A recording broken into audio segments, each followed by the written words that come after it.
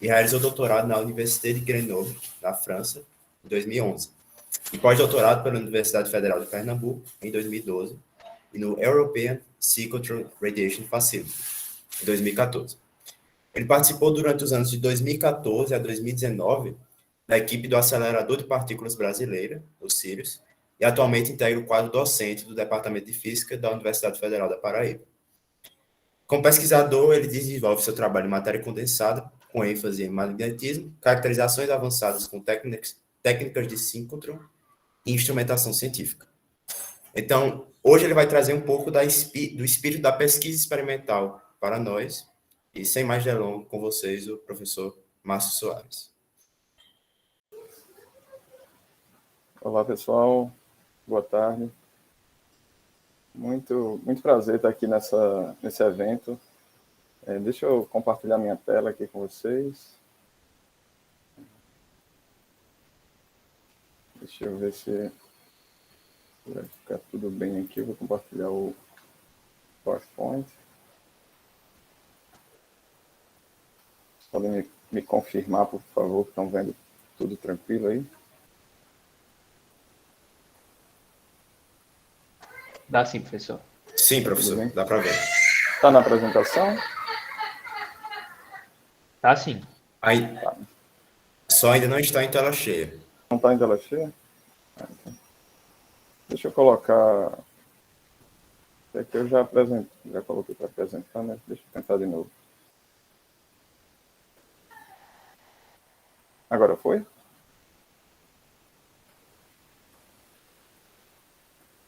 Ainda não. Ainda não. Pelo menos não para mim. Bom, eu vou parar e vou colocar toda a minha tela, então.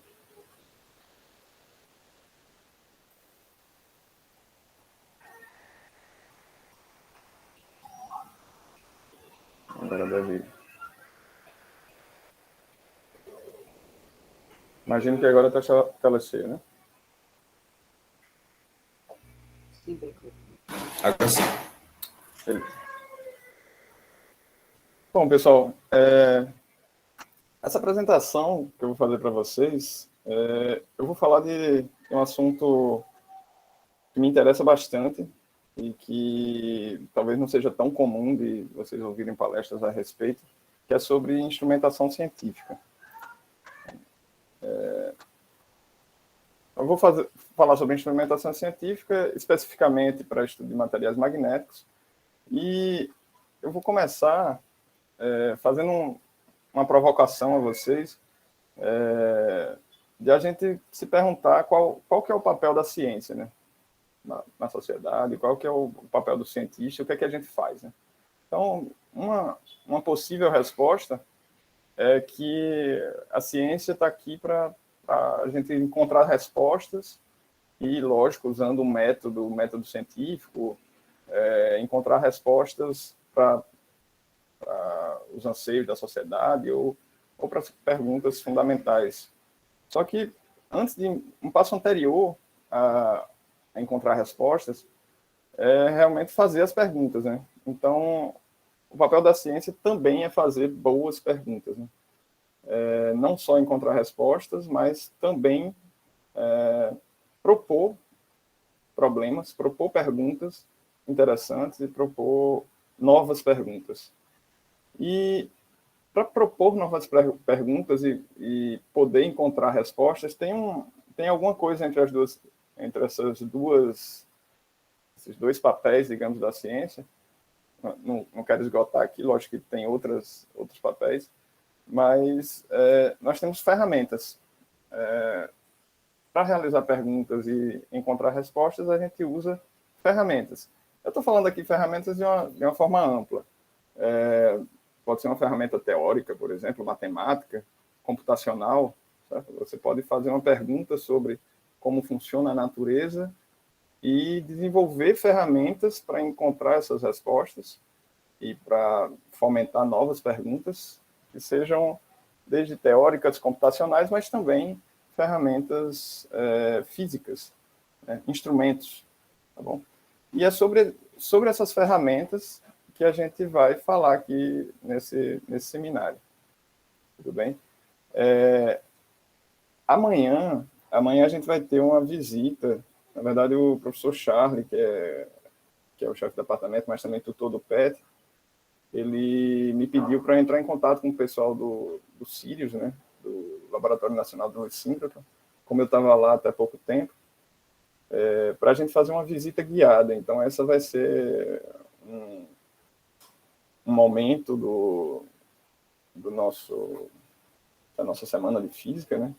E aí eu resolvi, como vocês vão fazer essa visita guiada, eu vou falar um pouco dessa ferramenta, dessa grande ferramenta, que é um laboratório síncrono. Então, nada mais é do que um grande instrumento para desvendar a matéria, né? Mas vamos dar um passo atrás e se perguntar o que é que faz essas ferramentas serem importantes. A gente pode imaginar qual é a relação entre a evolução dos instrumentos, das ferramentas dos instrumentos que foram inventados e desenvolvidos ao longo da história da humanidade e a evolução do conhecimento, do que a gente conhece sobre a natureza. Então, a gente vem lá da pré-história, onde as ferramentas usadas até davam nome às eras, né? Pedra lascada, pedra polida, do aço, né? Do bronze. E aí a gente vem inventando, ao longo da história, vários instrumentos para fazer novas perguntas e possibilitar desvendar a natureza, né? Desde microscópios para enxergar o muito pequeno, então microscópios ópticos, microscópios eletrônicos, ou usando raio-x, por exemplo, até coisas para enxergar o muito grande, como lunetas ou telescópios, ou enxergar a interação de radiação com a matéria, ou usar interferometria óptica, por exemplo, para desvendar seja a matéria, seja as propriedades mais fundamentais da natureza, e até mesmo detectar ondas gravitacionais, né, como no LIGO, ou usar partículas para colidirem e a gente encontrar quais são as partículas componentes do nosso universo, né, nos grandes colisores de partículas, ou também usar essas partículas para gerar luz e desvendar a matéria. É isso que um laboratório síncrono faz, é um grande instrumento desenvolvido que está em constante evolução, e ele serve para a gente conhecer mais, no caso, sobre a matéria não subatômica, ou a matéria do muito distante ou muito grande, mas a matéria que está em nossa volta. Então, isso é um laboratório de síncrono. Eu vou aproveitar, como a gente vai ter essa visita, falar um pouco sobre síncrono, e vai ser legal porque eu vou chegar nos instrumentos para estudar materiais magnéticos a partir do síncrotron, que também é um instrumento para estudar material magnético, como a gente vai ver. Tudo bem? Então, bom, o que é um laboratório síncrotron e o que a gente chama de Sirius, né? O Sirius é a nova fonte de luz síncrotron brasileira, né? Esse prédio aqui tem um acelerador de partículas enorme aqui dentro. Está localizado em Campinas, em São Paulo, e é um grande laboratório que serve para investigar matéria. É um acelerador de partículas que gera luz para investigar a matéria. Então, por dentro desse prédio bonito aí, a gente tem uma complexa infraestrutura, né? Desde a parte de construção, né? O prédio ele tem requisitos de estabilidade e de controle de temperatura, por exemplo, que são sem precedentes, pelo menos no Brasil. Então, você tem um prédio muito bem construído, com muitos requisitos. O prédio em si é um grande desafio, né? Talvez um dos maiores dos desafios. E aqui dentro você tem um acelerador de partículas que é composto por diversos elementos, e esse acelerador de partículas, basicamente, ele acelera elétrons a velocidades muito próximas à velocidade da luz, e esses elétrons, quando eles são defletidos, eles são desviados por ímãs, por exemplo, basicamente por ímãs, eles vão emitir radiação, e a gente vai usar essa radiação para estudar a matéria. Então, essa é a ferramenta desenvolvida para fazer perguntas e responder perguntas sobre a natureza. Certo? Então, eu vou colocar um videozinho aqui só para ilustrar como que é o funcionamento de um acelerador desse. Então, você tem uma fonte de elétrons, esses elétrons é primeiro acelerado num acelerador linear, tem várias etapas, vários estágios de aceleração. Né? Ele vai ganhando energia, e esses elétrons, esses pacotes de elétrons, são armazenados no que é chamado de anel de armazenamento, e aí, quando ele passa por um conjunto de ímãs, ele vai ser defletido e vai emitir radiação. Essa radiação, essa luz, podemos chamar, ela é a chamada luz síncrotron. Tudo bem? E essa luz, os elétrons ficam circulando e a luz é emitida cada vez que passa. A gente vai usar para estudar a matéria. Bem?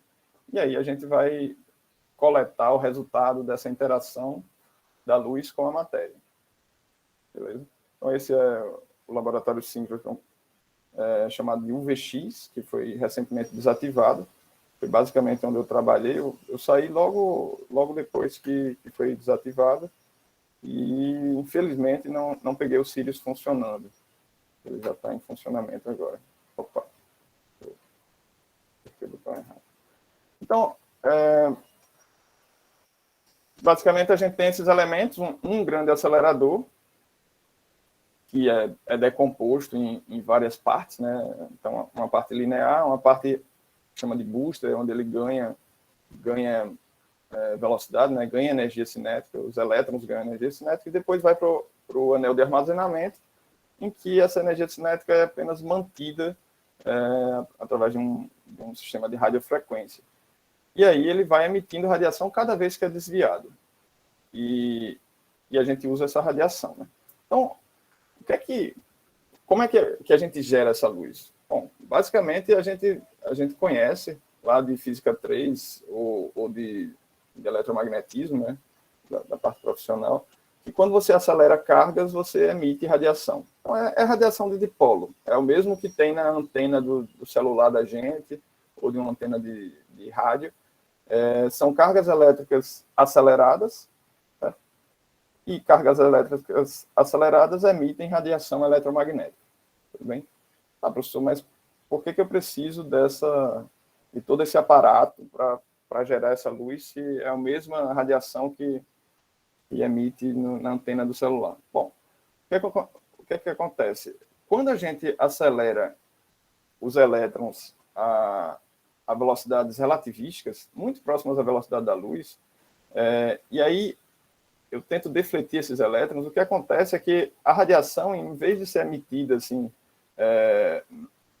de forma uniforme ou quase uniforme em todo o espaço, ela é condensada, concentrada num pequeno cone aqui, um estreito cone de radiação. Isso tem a ver com o efeito Doppler, não vou entrar nos detalhes aqui, mas a gente está numa velocidade muito próxima da velocidade da luz, 7 noves aqui da velocidade da luz.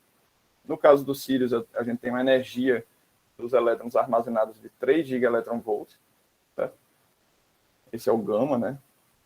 Aqui vocês lembram de relatividade. E isso vai ser a emissão num cone muito estreito. E aí, essa luz, ela tem uma característica interessante, que ela é uma luz de amplo espectro. Então, eu tenho uma fonte de radiação que ela vai me emitir desde o infravermelho, tá? Antes do visível, né, do infravermelho, até raios-x duros, né, até raios gama você pode emitir com síncrotrons de mais alta energia. Então, você tem todo esse espectro eletromagnético e, bom, a forma como a radiação interage com a matéria, né, ela vai depender muito da sua energia, do seu comprimento de onda, né? Então, a gente tem toda essa gama de energia que vai desde a energia das vibrações moleculares, como no infravermelho, bom, passando pelo visível, chegando no ultravioleta, onde você tem aí já absorções eletrônicas, podendo excitar elétrons dos seus materiais. Então, tem uma série de técnicas que surgem daí. E aí, essas técnicas que usam essa luz, você vai usar o que se chama de linha de luz. Então, você gera Vou voltar com o apontador aqui. Você gera essa radiação quando você deflete os elétrons, certo? E você tem uma linha de luz, que é onde você vai captar essa luz e fazer os experimentos. E aí tem diversas técnicas, a gente vai discutir um pouquinho sobre algumas das técnicas relacionadas a magnetismo. Tudo bem? Então, eu falei que a gente deflete os elétrons. Bom, o que a gente usa para defletir os elétrons são campos magnéticos, desde os campos magnéticos que são também usados para fazer a órbita dos elétrons, né? Você tem que manter os elétrons circulando numa órbita fechada. Então, você usa o que chama-se de bending magnet, ou ímãs de curvatura, né? Eles curvam a trajetória do elétron. E, bom, pela tangente, a gente pode falar assim, pela tangente vai sair esse cone de radiação, que é a luz síncrona. Mas a gente também pode fazer os elétrons numa seção reta chacoalharem. Então, a visão seria mais ou menos essa aqui. Quando ele faz a volta, ele vai emitir esse cone de radiação num ímã de curvatura, ou você pode passar o seu pacote de elétrons num conjunto de ímãs, certo? É um arranjo de ímãs aqui, um arranjo que você escolhe como ele vai atuar no pacote de elétrons, e ele vai emitir um pacote de radiação, um pacote de radiação a cada vez que o pacote de elétrons passar. Bom, as duas formas são utilizadas. Nos Sirius, os ímãs de curvatura são os que dão a maior energia, tá? Você consegue chegar acima de 100 keV os fótons emitidos. E os dispositivos de inserção, que são os onduladores ou wigglers, no caso do Sirius só tem onduladores, eles usam um efeito de interferência construtiva para poder te dar uma intensidade muito grande. Então, você faz a radiação de cada oscilação dos elétrons interferir construtivamente, de modo a aumentar muito a intensidade dos pacotes de fótons, né? Então, nos onduladores você vai ter mais fótons, né?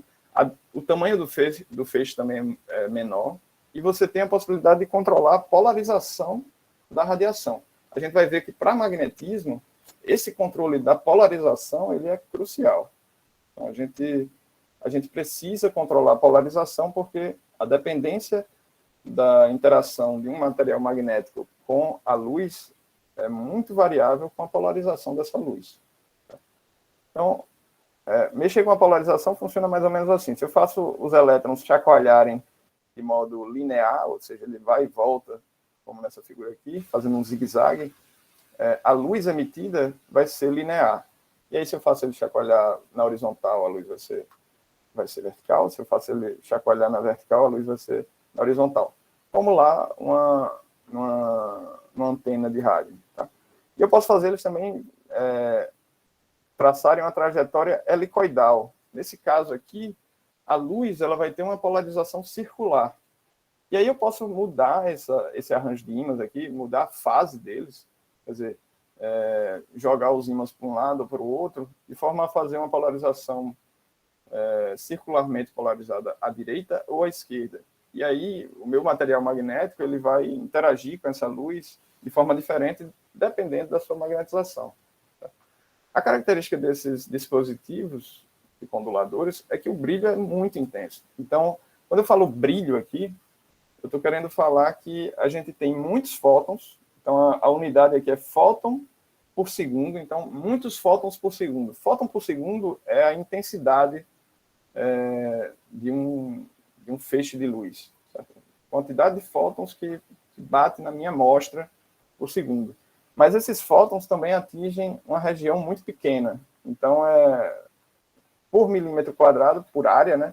E por milirad quadrado, que é o ângulo, o desvio em ângulo sólido, no caso, que chega na minha amostra. Então, é um feixe muito pequeno e colimado. Tá? E ainda, isso está normalizado pela largura de energia, bandwidth, a largura de banda em energia aqui. Então, você tem 10 a 21 fótons, quase 10 a 22 fótons sendo produzidos nos Sirius, nesse amplo espectro eletromagnético. Esse verde aqui é o que é gerado nos band magnets, né? Então você vê que ele vai até mais alta energia, chegando aqui a 100 keV, com a intensidade e um brilho muito bom. E os onduladores você consegue chegar aí competitivamente acima de 40 kV, que é uma energia também já bem alta. E descendo aqui até a faixa do que a gente chama raio-x moles, ou é um ultravioleta distante ou raio-x moles, certo? Então, você tem todo esse amplo espectro para explorar a interação da radiação com a matéria. Então, você vê que o Sirius é um grande instrumento.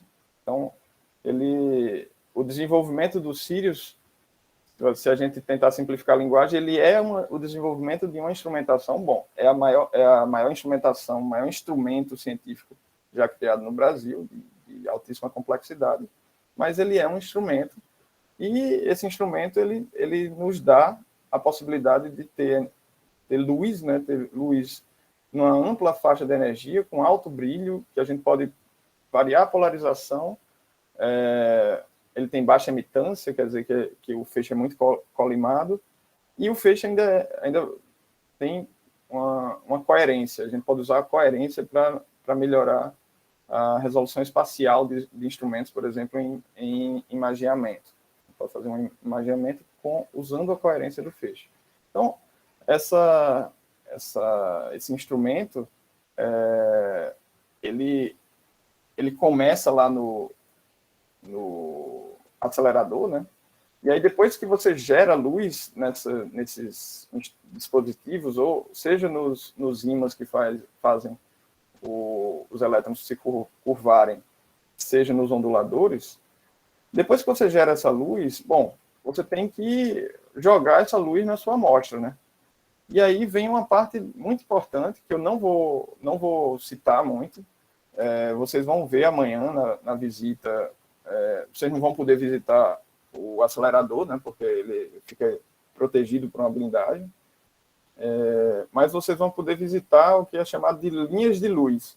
Então, depois que a luz é gerada, os elétrons continuam circulando no anel, né, no que é chamado de anel de armazenamento. Eles ficam lá circulando e gerando luz.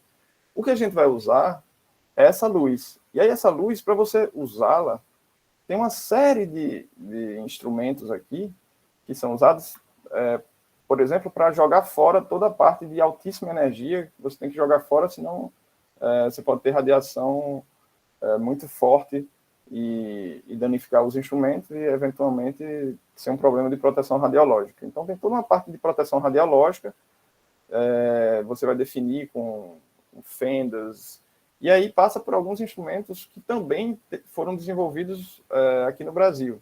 Então, os monocromadores, por exemplo. Monocromador como o nome diz, é para escolher uma cor, ou seja, uma energia. Então, você tem um instrumento, e aí tem diferentes modelos, para escolher a energia do feixe.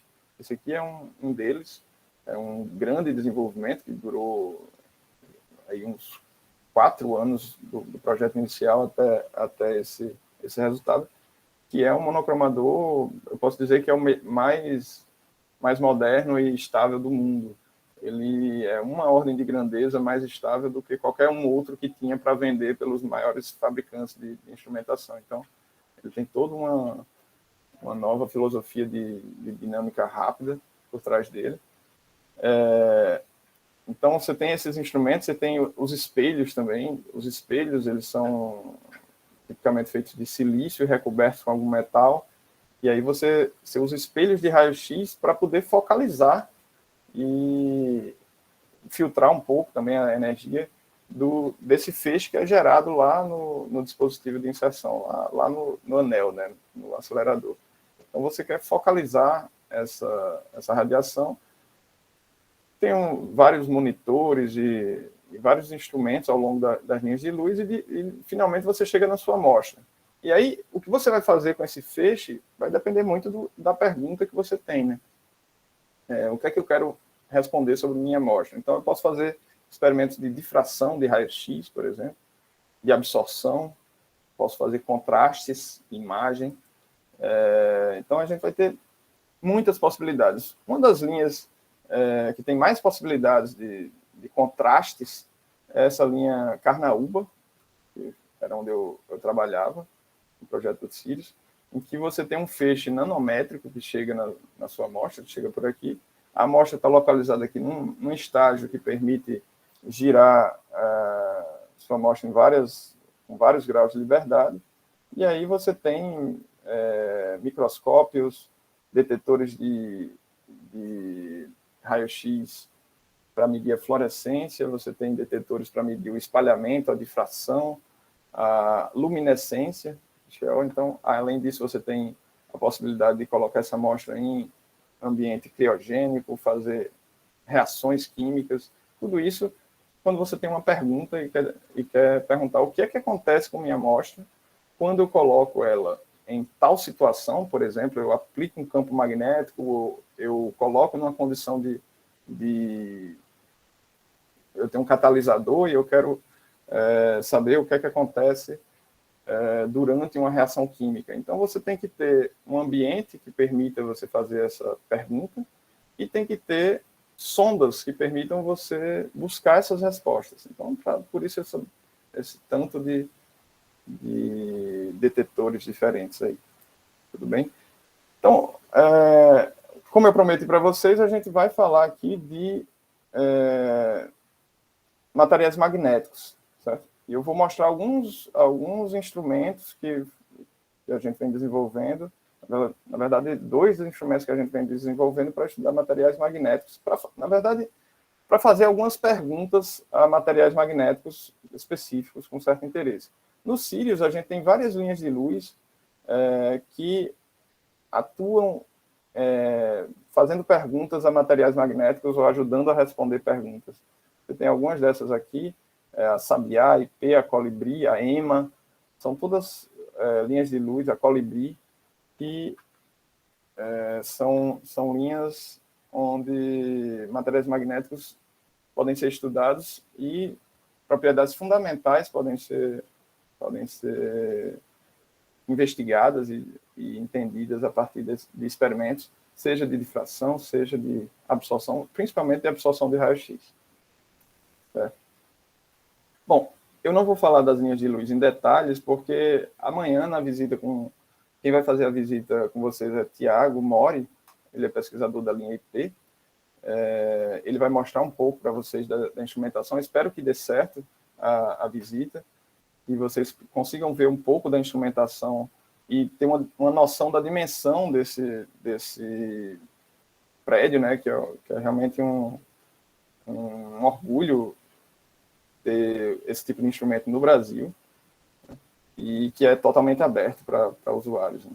Então, é muito interessante e espero que dê tudo certo e que a gente faça uma visita legal com o Tiago. Espero poder acompanhar também. Então, nessas linhas de luz, uma das coisas que a gente... E agora entrando no tema, né, de instrumentação para materiais magnéticos, tem várias técnicas, seja de imageamento, de difração, que são interessantes para estudar materiais magnéticos. Uma das mais usadas é a absorção de raio-x, especialmente numa faixa de energia aqui, que você tem o que a gente chama de bordas de absorção, que na verdade são transições eletrônicas. A gente vai colocar um feixe de luz aqui na amostra, certo? E essa aqui é a energia do feixe de luz. Então, você tem a energia do feixe aqui variando, nesse caso aqui é uma amostra de ferro metálico. Então, você tem aqui, quando a energia do feixe vai sendo aumentada aqui, passa aqui próximo de 708 eletronvolts, você tem um salto enquanto a amostra absorve essa radiação. Aqui ela não está absorvendo nada, aqui ela começa a absorver bastante. O que é que aconteceu nessa energia? Então, você está lá com o seu monocromador, variando a energia. E aí você vai variando a energia, chegou aqui, você tem um salto na absorção. Esse salto na absorção tem a ver com você ter chegado na energia de uma transição eletrônica. Então, nessa energia, você tem a energia de transição de elétrons que estão ocupando um nível lá de caroço, 2p 3 meios, esse aqui é o splitting de spin-órbita, né? Lá dos elétrons 2, da camada N igual a 2, né? Então, elétrons 2p, 3 meios, você joga lá em cima, acima do nível de Fermi, e vai ocupar a densidade de estados livres, certo? E aí acontece um fenômeno muito interessante, que é o seguinte: se você joga, se esse material aqui é um material ferromagnético, que é o caso do ferro metálico, e você joga luz polarizada circularmente, essa absorção ela varia enormemente se a luz é polarizada à direita ou à esquerda. Então você muda a helicidade, né? Se vai com a mão direita, com a regra da mão direita, ou com a regra da mão esquerda. Tá? Então, se você muda a helicidade ou então inverte a magnetização do seu material, então você tem lá um filme ou um pedaço de ferro que você aplica um campo numa direção ou inverte esse campo e aplica na outra direção. Se você faz isso, você muda completamente a probabilidade de absorção desses fótons. Você vê que aqui do amarelo, do laranja para o azul, o que você mudou foi a orientação relativa entre a magnetização e a helicidade dos fótons. E aí, na borda L1, L3 acontece uma coisa, na borda L2 acontece o contrário. Então, daí você tem que entender um pouco como é esse acoplamento do spin do fóton com o spin eletrônico para essa promoção dos elétrons 2p3 meios e 2p1 meio, para entender isso. Mas você vê que você tem uma sonda aqui, que ela é muito sensível à magnetização, nesse experimento de absorção, né? A absorção é quantos fótons ficaram na amostra. A amostra ela usou esses fótons para fazer essa promoção aqui. Tá? Então, você tem um aumento na seção de choque quando você chega nessa energia. Tá? Então, você vê que você tem essa dependência forte com a magnetização do material. E aí, essa dependência ela é seletiva no elemento químico. Isso aqui vale para essa transição no ferro. Perfeito? Se a gente for, por exemplo, para um sistema que é acoplado, eu tenho uma camada que tem uma certa composição, por exemplo, aqui manganês-platina, que é um material antiferromagnético. Em princípio, ele não teria nenhum spin para contribuir com esse sinal, porque no antiferromagnético o spin os vizinhos são antiparalelos, em geral, a magnetização total é nula. Mas a gente vê aqui que, embora o sinal seja menor, existe também, no caso dessa amostra aqui, uma dependência na absorção com a polarização do feixe. Então, tem um sinal, o sinal a gente chama de XMCD, que é de dicroísmo circular magnético de raios X. Tá? Então, você tem um sinal de XMCD e, curiosamente, ele é contrário ao do ferro. O ferro, ele segue o campo magnético. Isso aqui é uma curva de esterese, então aqui é campo magnético e sinal de XMCD, em que eu tenho um sinal do ferro para um lado e o sinal do manganês para o outro. Então, eles estão acoplados de forma antiparalela, ou antiferromagnética. Mas você tem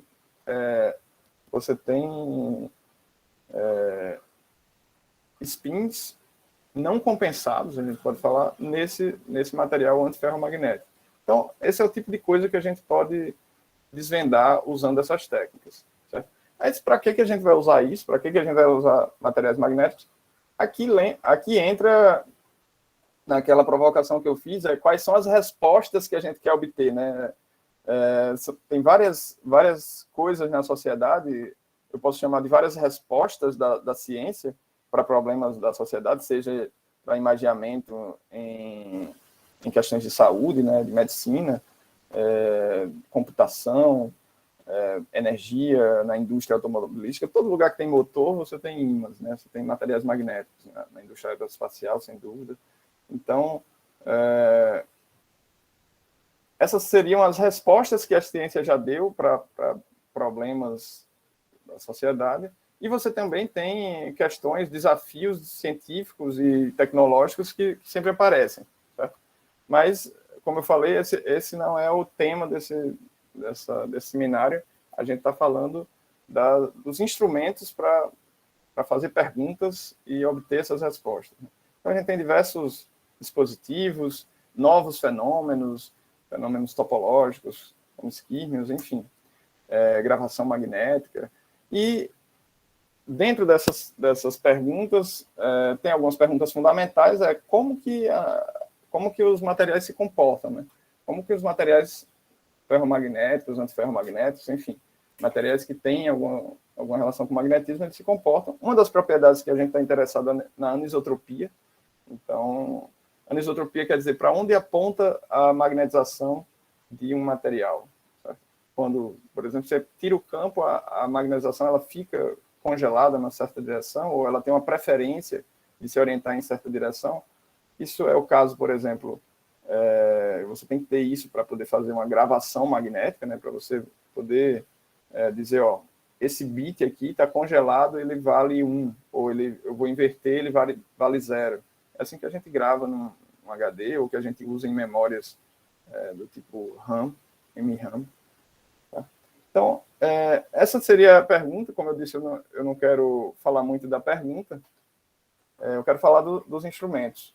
Então, estudar materiais, estudar anisotropia de materiais, a gente tem estudado essa liga ordenada ferro-platina, que tem uma grande anisotropia. Tá? Essa liga, ela, como outras ligas também, ela tem uma característica comum, que é o seguinte: quando ela está ordenada, ela tem uma grande anisotropia, certo? Ela tem uma grande anisotropia. Quando eu falo ordenada, é ordenada quimicamente. Então, você tem um empacotamento de átomos. No caso do ferro-platina, você tem uma camada atômica de ferro, uma camada atômica de platina. Isso se repete. Isso é a estrutura ordenada dessa liga. A desordenada seria: você pega os átomos de ferro e platina e distribui ao acaso numa estrutura tipo cúbica de face centrada. Tá? Então, o que acontece é que a liga ordenada, ela tem uma temperatura em que ela se mantém ferromagnética, né? Ela se mantém magneticamente ordenada até 470 graus Celsius. Enquanto que, no caso dela desordenada, ela já deixa de ser magnética, né? Vira paramagnética, essa é a temperatura de Curie aqui, a 300 graus Celsius. Certo? Então, você tem uma preferência energética para ela ser ordenada. Quer dizer, a liga ordenada, ela se mantém ferromagnética até uma temperatura mais alta. Isso é muito interessante, e isso foi explorado para poder chegar a produzir a liga ordenada. Então, se você faz um recozimento com campo, então você aplica um campo magnético e vai crescendo a temperatura, aqui é para um filme fino, certo? Você deposita um filme fino e vai aquecendo. Quando você chega nessa temperatura de transição, você vai aquecendo, nessa rota A, você passa pela temperatura de Curie do material, e faz um recozimento nessa temperatura, ele se ordena quimicamente muito mais do que se você não aplicar esse campo magnético. Tá? Então, a aplicação de um campo magnético passando pela temperatura de Curie te traz esse ordenamento que influencia fortemente na anisotropia. E aí, a gente fez a seguinte pergunta. Ok, isso você fez um filme e depois aqueceu com o campo. A pergunta que a gente fez foi: e se durante o crescimento do filme eu aquecer o meu sistema? E essa pergunta não é a mesma, porque aquecer um filme já crescido ou crescer com o campo é muito diferente, porque as energias de migração durante um crescimento é muito menor do que após o crescimento. A migração de átomos no volume é muito mais difícil do que numa superfície. Certo? Então, a gente se propôs a fazer essa pergunta: e se eu aplicar um campo magnético, eu posso aplicar em diferentes direções, ao mesmo tempo que eu deposito a minha amostra com temperatura? O que acontece? Então, para responder essa pergunta, na verdade, a gente tem que inventar um novo instrumento. Então, essa é a parte de instrumentação. A gente fez essa pergunta, tem um interesse de produzir esse material interessante, e Bom, primeiro a gente tem que ver como é que a gente faz o filme, né? Como é que a gente cresce um filme. A gente usa uma câmara de vácuo, em que você... Esse é um exemplo de crescimento por sputtering. Você bombardeia um alvo do material que você quer crescer, que você quer fazer o filme. E esse alvo, o material desse alvo, né? No caso ferro e platina, ele vai ser depositado na superfície de um substrato. E aí o que a gente quer fazer é, nesse substrato, aqui onde você coloca a amostra, você colocar campo magnético, para ver o que é que acontece, qual é a reação do filme à aplicação desse campo magnético. Só que a gente quer fazer isso de forma controlada, então a gente quer fazer isso com 3 configurações de campo simultâneas, porque a gente quer entender qual é o papel do campo magnético e numa temperatura que seja próxima da temperatura de ordenamento, ou da temperatura de Curie, de ordenamento magnético, né? Certo? Então, a gente tem alguns desafios que primeiro, essa coisa gira, a amostra fica girando durante a deposição para ter uma amostra homogênea. A gente está em um ambiente de vácuo, que tem dimensões limitadas, e a gente quer fazer isso em 3 configurações para poder ter uma dimensão do qual é o efeito do campo magnético. Então, a gente coloca, por exemplo, no plano, fora do plano, sem campo, ou em 2 orientações no plano, simultâneas, e uma fora do plano, enfim. A gente pode escolher.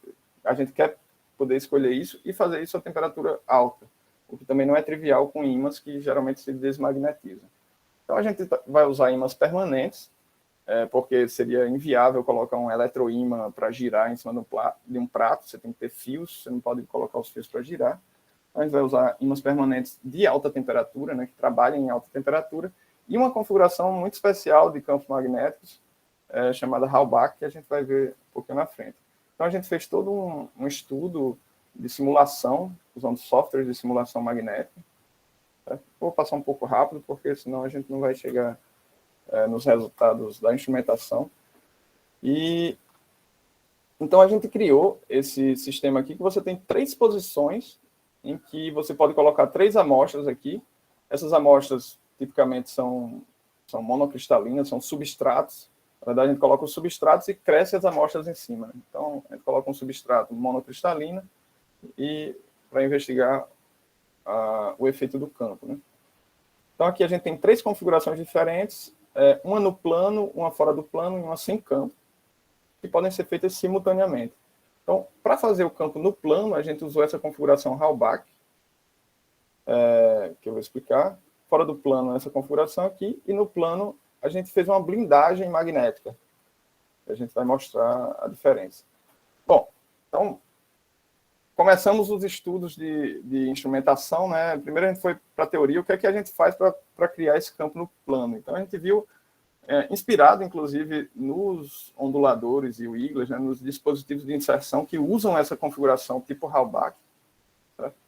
É uma configuração que concentra muitas linhas de campo magnético numa região central, e essa região ela é bastante uniforme. Então, inspirada nisso, a gente bolou essa configuração de campos baseada em cubinhos. A gente comprou, né, cubinhos magnéticos de samário cobalto, né, de alta temperatura de trabalho. E aí a gente consegue, através dessa composição, ter uma faixa de campo aqui bem homogênea e grande, né? Aqui na simulação, chegando perto de meio Tesla. Certo? E a amostra fica de tal modo que ela não tem efeitos de sombra. Né? Daí, para fazer a deposição fora do plano, o que a gente pensou bom, vamos usar os mesmos cubinhos, colocar todos apontando para cima, que aí no meio aqui vai ter um campo para baixo. Certo? Cada cubinho vai funcionar como uma bússolazinha, e no meio aqui vai ter um campo para baixo. A gente foi ver como é que seria assim, e a gente explorou outras possibilidades, fazer como se fosse um alto-falante, né? E a gente chegou nessa configuração aqui, em que a gente maximiza o campo na posição da amostra, tirando todo o material magnético que poderia dar uma componente contrária aqui. Então, a gente chegou nessa configuração, que tem esses funis, e fez o estudo em função da distância. Então, a gente vê que no centro aqui a gente tem uma região com boa uniformidade e um campo alto também, nessa terceira geometria. E, finalmente, a gente fez uma blindagem de campo, porque, bom, tendo esses vizinhos aqui, cheio de magnetismo, cheio de campo saindo aí, na outra região, se a gente não colocasse nada, a gente poderia ter problema. Então, a gente colocou um ferro doce, né, o aço carbono, para blindar os campos magnéticos. E, efetivamente, ele consegue blindar, que é sem a blindagem na simulação, e com a blindagem você vê que você mata em uma ordem de grandeza aqui o campo magnético espúrio que vem dos outros arranjos. Então, esse foi um dos desenvolvimentos que a gente fez. Bom, a gente fez a usinagem, a gente contratou a usinagem, né? E é um sistema completamente modular. Você pode escolher se você vai ter duas no campo, uma fora do plano, ou uma sem campo, duas com campo. Você pode escolher como montar o seu sistema da forma que quiser. Bom, realizamos as medidas. O simulado, o que foi medido foi um pouco menor do que o simulado, então os ímãs eles não tinham o valor nominal, ou depois de arranjados eles não tinham o valor nominal, mas conseguimos um campo aí de 0,35, 0,39 Tesla, que é um campo bem razoável, e um campo baixo na região onde deveria ser blindada, o que mostra que a gente pode fazer 3 configurações de campo simultâneas e estudar como esse campo magnético influencia no crescimento. Bom, o estudo que a gente fez de prova de conceito, a gente não subiu muito a temperatura, depois tem outras, tem medidas mais recentes com temperaturas mais altas, mas não é bem um objetivo mostrar resultados, então eu queria mostrar mais a instrumentação, como foi esse processo de desenvolvimento desse sistema, né? Bom, a gente fez deposição, daí fez medida de microscopia de varredura e de ponta, né, de AFM. A gente fez caracterização com refletividade de raio-x para ver a espessura. A gente vê que espessura, rugosidade, a gente vê que tem uma diferença razoável quando se compara as diferentes curvas de refletividade, mostrando que tem uma diferença de rugosidade e de espessura. E, finalmente, a gente fez caracterizações por magnetometria de amostra vibrante, tanto fora do plano quanto no plano, e a gente vê que existe um efeito, principalmente na medida no plano. Tá? Você tem um efeito aqui na magnetização remanente dos filmes. Inclusive, se você faz a medida ao longo da direção, no plano, mas ao longo da direção em que foi aplicado o campo, ou perpendicular a ela. A gente vê que aquele filme que tem a maior remanência é o que o campo foi aplicado na direção em que está sendo medido. Certo? Esse azulzinho aqui. Então, você, de fato, tem um efeito na anisotropia dos filmes, na anisotropia magnética. Esse trabalho está em curso e eu não quero falar muito dos resultados. Esses filmes foram em amostras em que depois a gente verificou que a estequiometria não estava bem ajustada, então tinha mais platina do que ferro e deveria ter 50-50, mas isso não vem ao caso. Bem, então, esse é um dos instrumentos que a gente desenvolveu. Eu vou falar rapidamente de outro instrumento, porque eu acho que meu tempo... Quanto tempo eu tenho ainda? Deixa eu só fazer uma adequação aqui do... Você tem 12 minutos para o fim da palestra, mas também tem um tempo de dúvidas. 12? São uns 10 minutos. Acho que dá...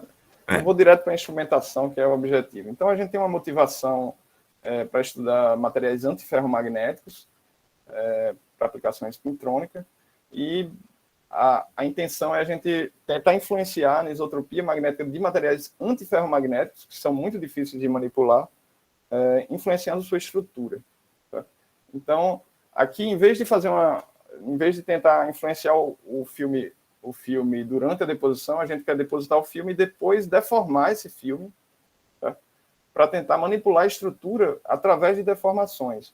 Então, quando você manipula a estrutura, você vai mexer com o campo cristalino, que, por interações spin-órbita, deve alterar a orientação do antiferromagnético, a anisotropia do antiferromagnético. Bom, o antiferromagnético que a gente vai usar. Pode falar.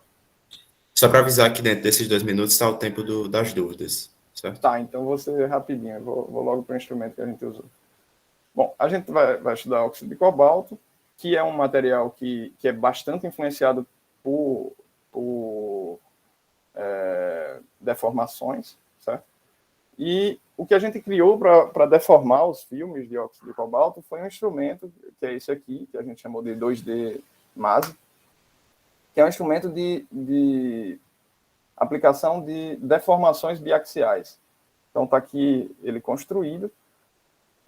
A gente, através desses atuadores, a gente afasta esses carrinhos aqui que puxam, pode puxar nos 4 cantos simultâneos, como está aqui, ou pode puxar da forma que a gente quiser essa amostra, que é uma amostra flexível, é um polímero chamado Kapton, em que em cima dele a gente deposita a nossa amostra. Tá? Então, está aqui uma simulação de elementos finitos desse polímero, tá? Quando a gente traciona, e você tem uma região central aqui que tem uma deformação homogênea. E é nessa região central que a gente vai crescer nossa amostra, e a gente coloca nesse frame aqui, e leva para o mesmo sistema de deposição, que é o sputtering, onde a gente usa uma máscara para definir com aquele mesmo sistema de sputtering, né?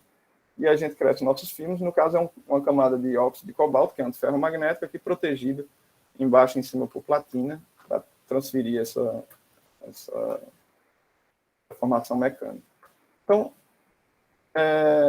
rapidinho, esse sistema aqui, a gente está aqui com o filme depositado, a gente pode colocar contatos também para fazer medidas elétricas, ou para medidas de absorção de raio-x a gente faz com contatos elétricos. E aqui é como a gente monta esse filme no dispositivo. Então, a gente tem esse frame. Esse frame, inclusive, a gente pode congelar o status de deformação do filme e levar para fazer outras medidas. Tá? A gente, com esse sistema, a gente pode fazer medidas in situ de difração e de absorção de raio-x. Então, a gente pode medir a estrutura cristalina microscopicamente, né, os planos atômicos com difração de raio-x. Então, a gente fez um sistema bem compacto para caber nesse difratômetro, né? Então, a gente pode girar a amostra para todo lado e medir quais são as componentes de deformação em cada direção de interesse aqui, dependendo, em função da deformação. Então, a gente pode traçar esse mapa de deformações aqui, a gente vê o pico de difração sendo deslocado à medida que a gente vai aumentando a deformação. E a gente faz isso em função da orientação. E aí, bom, tem os estudos aqui em função da deformação. E a gente pode fazer também medidas a baixa temperatura de absorção de raio-x, aquele sistema aquela técnica que eu falei. Então, a gente tem todo um aparato aqui de um dedo frio de cobre que pressiona a amostra aqui por baixo, e esse dedo frio de cobre está a baixa temperatura, tem um criostato aqui acoplado, para diminuir a temperatura da amostra e fazer medidas de absorção de raio-x em função da temperatura.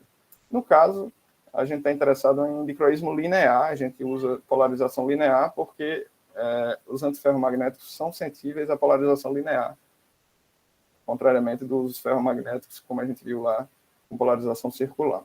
Então, a gente desenvolveu essa câmara aqui para fazer essas medidas, tem um sistema de resfriamento, e a gente faz essas medidas em função da orientação, em função da polarização. Bom, eu não vou entrar nos resultados aqui das deformações, porque não é objetivo. Eu queria mostrar mais o instrumento que a gente criou com essa finalidade.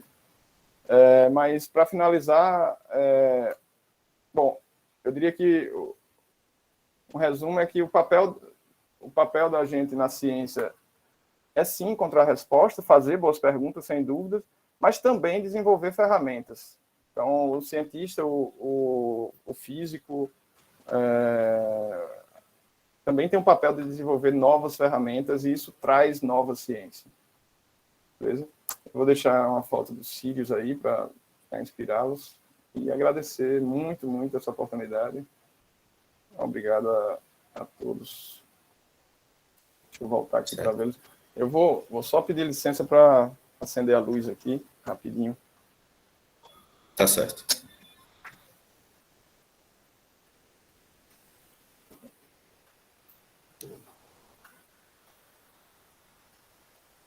Bom, Ok, muito obrigado pela palestra, professor. Agora vamos para o momento das obrigado. dúvidas. Uma pessoa aí já levantou a mão, André Caetano. Vai querer Oi, perguntar. boa tarde a todo mundo. Ok? Parabéns aí pela equipe do CAFES, pelo evento e tudo mais. E parabéns, pelo professor, pela apresentação incrível. Eu gostaria de saber do senhor quantas pessoas trabalhavam na sua linha de luz.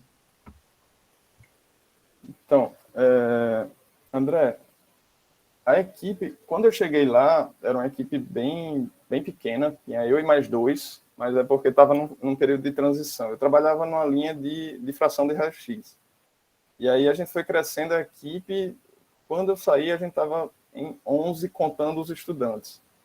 Então, quando saí, eu acho que era isso, 11. Tinham 2 engenheiros, 3 pesquisadores, contando comigo, e os outros eram estudantes, um pós-doc, 2 doutorandos, 2 mestrandos. Acho que era isso. Professor, muito obrigado. E mais 2 discípulos. Sendo assim, professor, o senhor sabe mais ou menos qual era a média de pessoas que trabalhavam no Sirius mesmo? Todo mundo? Então, na época que eu estava lá, na verdade, era a mesma equipe. A gente era responsável por uma linha de luz no síncrotron antigo, o VX, e por uma linha de luz no Sirius, o projeto de uma linha de luz no Sirius.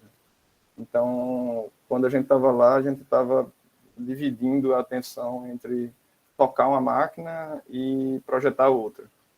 Então, era a mesma equipe que trabalhava numa linha de luz do Sirius. Agora já não tem mais o síncrotron antigo, só tem as linhas do Sirius, mas cada linha tem em torno de, acho que 12 a 15 pessoas no total, né? Acho que é por aí. Tem Obrigado, bastante professor. estudante, né? Bastante... talvez 10 a 12, eu diria. Sendo, Mais em alguém tem média, alguma acho que pergunta? três pesquisadores.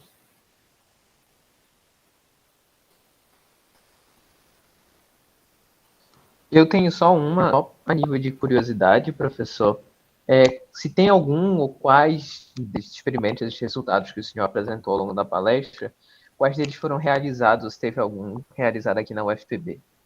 Acho que lá no laboratório do professor Char, eu acho. Sim.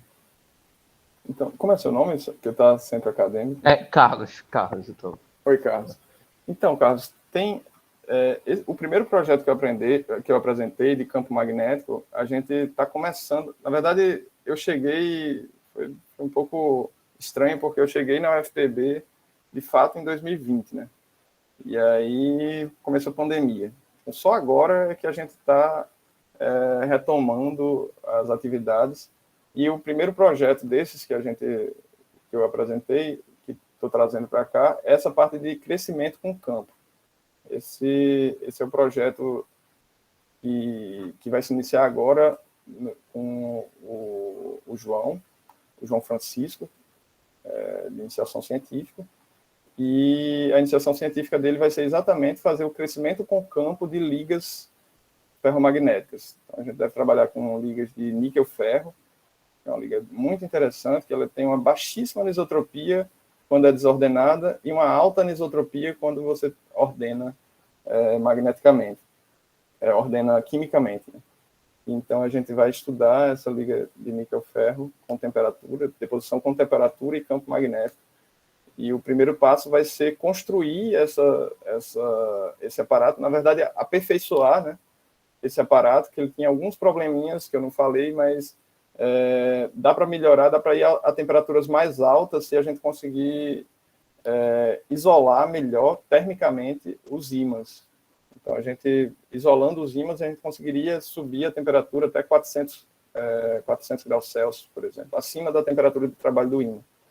Então, essa vai ser uma atividade do João Francisco, e que está começando agora, na verdade, nessa parte.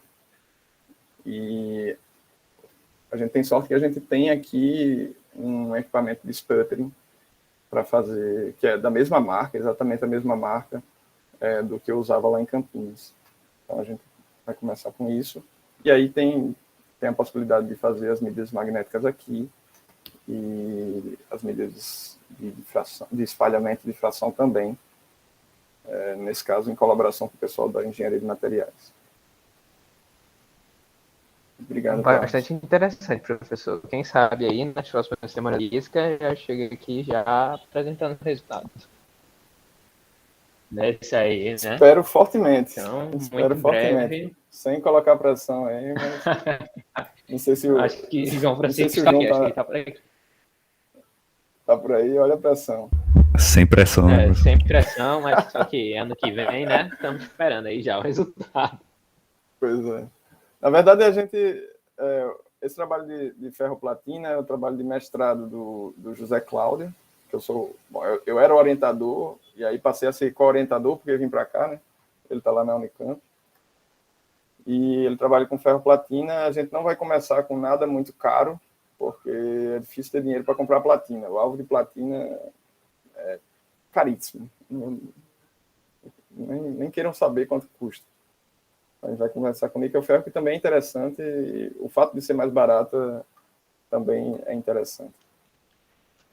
Mas é bastante importante, uma coisa que a gente vem conversando há tempo já, de melhorar o cenário da FPB na física experimental, né? Já que a gente tem Sim. um corpo já. É um desafio, mas acho que agora a gente está com mais possibilidades. É uma pena que realmente começamos na pandemia, né? Não, mas 2 anos aí. Se com pandemia já está assim, imagina sem.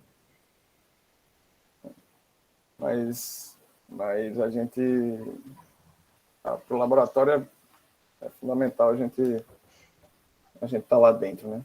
Então eu espero que as coisas vão tomar uma nova velocidade a partir de agora. Bom, mais perto.